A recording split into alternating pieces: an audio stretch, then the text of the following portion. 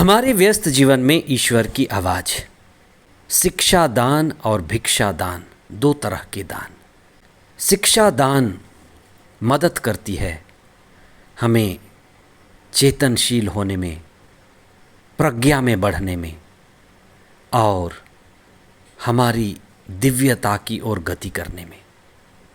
वहीं भिक्षा दान मदद करती है हमारे शारीरिक और बाहरी दरिद्रता को दूर करने के लिए।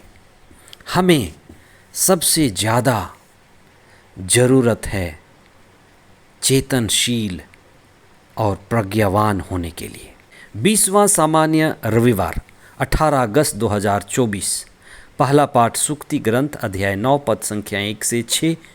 दूसरा पाठ एफेसियों के नाम संत पौलुस का पत्र अध्याय 5 पद संख्याएँ 15 से 20 और संत योहन का सुसमाचार अध्याय 6 पद संख्याएँ 51 से 58 तक।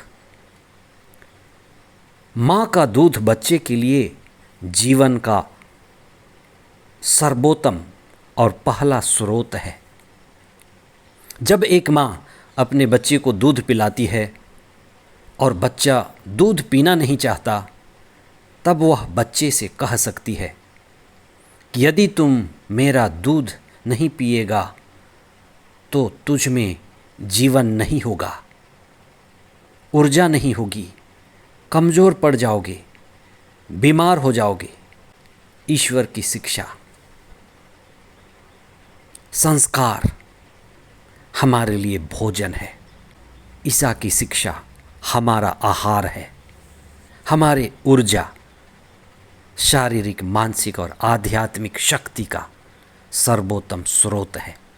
कहा जाता है बुद्धू बुद्धू को पैदा करता है और बुद्ध बुद्ध को पैदा करता है। जो हमारे पास है वही हम दूसरों को दे सकते हैं। हम वह नहीं दे सकते जो हमारे पास नहीं है। इसलिए जीवन में एक समझदार, जागा हुआ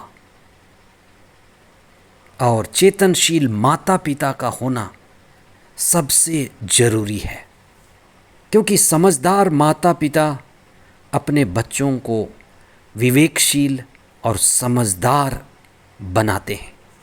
और समझदार माता पिता वही हैं जो अपने बच्चों को प्रज्ञा ग्रंथ देते हैं, प्रज्ञा ग्रंथ की शिक्षा देते हैं, सत्य के मार्ग को बताते हैं, चेतना को जगाते हैं, बोध लाते हैं और स्वयं के चेतनशील जीवन के द्वारा बच्चों के जीवन को भी प्रकाशित करते हैं।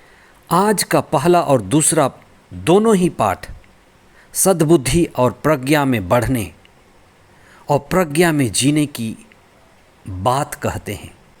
आत्मापूर्ण जीवन, होशपूर्ण जीवन हमें ईसा की शिक्षा के द्वारा मिलती है और ईसा की शिक्षा में प्रज्ञा भरी हुई है। इसीलिए कहा गया है, हे प्रभु, तेरा वचन मेरे पैरों का दीपक है। हमें पता चलता है, हम जानते हैं कि क्या भला है, क्या बुरा है, क्या सही है, क्या गलत है, लेकिन हम जानकर भी अपना कदम अच्छाई की ओर नहीं ले जाते।